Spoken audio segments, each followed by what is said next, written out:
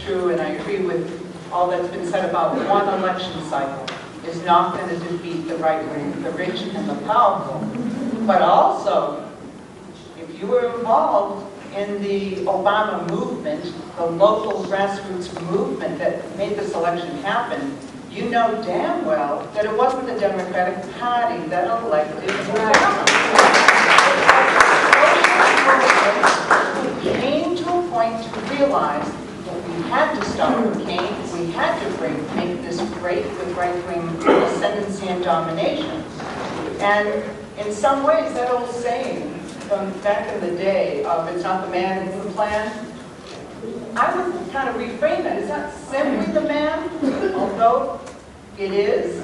It really is about the plan and the policies and the social movements that are required to fill the political space that has opened up with the election of the first black president.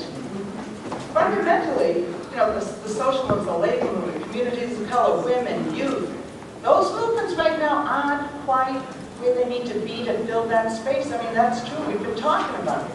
The role of the left, very critical in helping movements to fill the space, but the role of the left is also critical, and I really agree with what Mildred is saying, that, you know, the country, millions crossed a historic racial divide on election day, but we've yet to consolidate it.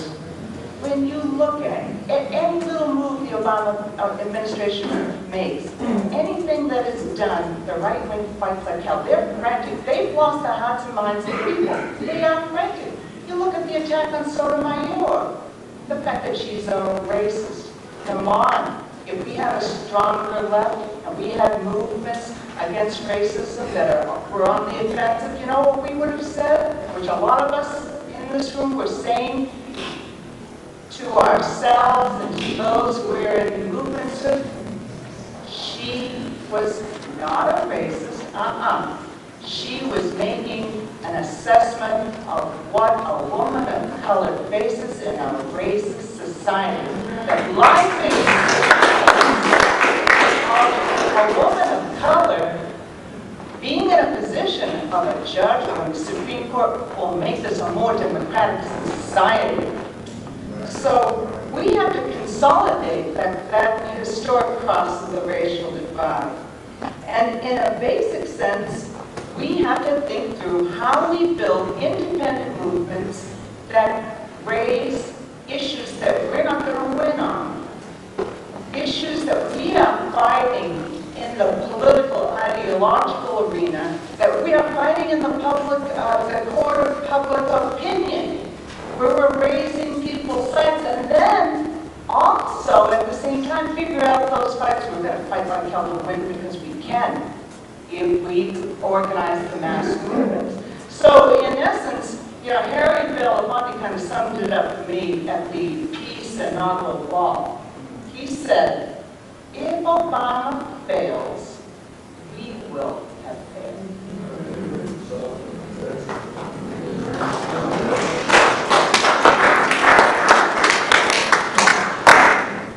We have to realize that skilled politicians are intensely political. Nobody here, I don't think, maybe somebody does, knows the inner mind and heart of Barack Obama. But I think he's astute enough and brilliant enough politician that when he says people have to force me to do the right thing, he's asking us to get out in the fucking street and force it, right? Now, look, let's grow up. Politicians do what civil society forces them to do, and we're socialists, right? So we know that unless masses of people are out in the streets, capital has more power than labor and people of color and women and grassroots, right? So FDR came to power in 1932, and of course it was a much worse situation because it was Jim Crow on steroids, right? It was an incredible racist society, and the Great Society that in the New Deal did not include people of color, and we've been fighting to include people of color in the mainstream of American society, you know, for 400 years, and it's not yet accomplished. But it's a very different situation, right? Because people of color were integral in the South as well as the North to Obama's victory, which is different than FDR. could not go to the Southwest, and African Americans in the South. FDR came in with the NRA. It was a center-right corporatist policy, basically inherited from Hoover.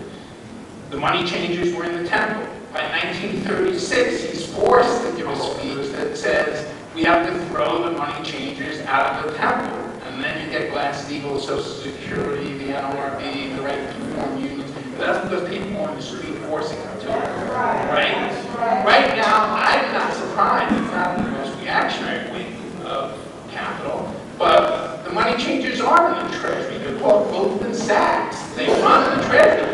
That's the liberal wing, and many of them are members of my tribe. Whatever. That's where it gets done. That's you gotta win. You can't defeat right-wing capital without center capital. But we have to get right now. And look, the class conflict runs through the Democratic line on the ballot. Right? They're pro-labor Democrats. They're African-American and Latino Democrats who are almost all, not all, but almost all on the Progressive Caucus. Right? There are 80 members of the Progressive Caucus. If there were 180 members, we would pass single-payer health care. And we would be able to defend affirmative action. Don't kid yourself. The center, as well as the right, has declared this a post-racial moment. And affirmative action is going to be gutted by the courts, and it will only be defended if people are out in the streets. Look, this is an obscene society. You just read Jerry Carable's story. You've had it, the fight against affirmative action started not necessarily in the most reactionary parts in California. There are literally 800, 900 students of color in this state who get over 1,300 on the SATs, 2 SATs, and have 4 O's and don't get into the University of California, either at Berkeley or UCLA, because tests for everything. Right? That's what gutting affirmative action does to this society. So the point is, the struggles continue with Obama in. But look, here I'll be somewhat heretical. I've been active in single payer my whole life. I think it's really important that some bill that makes the legislative commitment, the legal commitment to universal health care has to pass. I wanted to be with as good a public option. But we're not going to get any universal health care by December unless people are out in the streets demanding it, right? I mean, we're not going to get even what, look, I obviously can give all the arguments of the team member, I think Chuck Stewart got me down. I can tell you all the arguments why we need card check, but we're not even going to get shorter elections unless the labor barons, all Ivy League educated, supposedly people out of the right left, stop fighting each other and start having a fucking egocentric circle jerk and start mobilizing the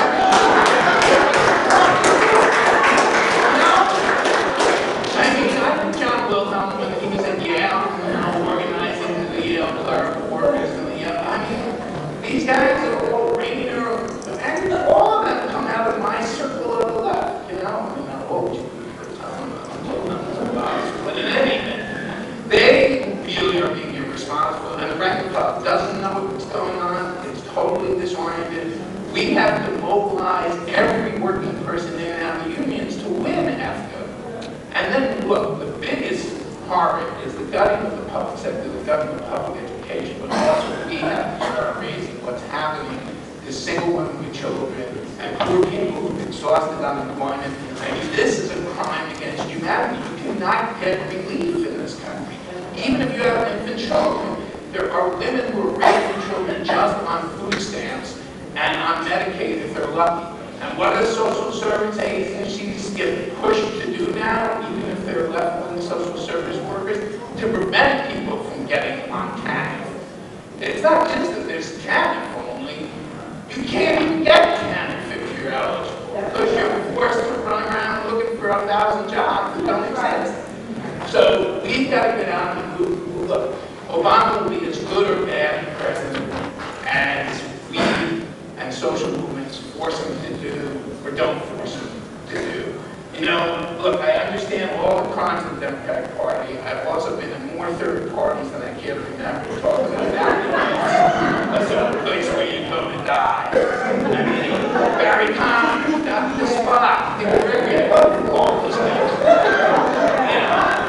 I mean,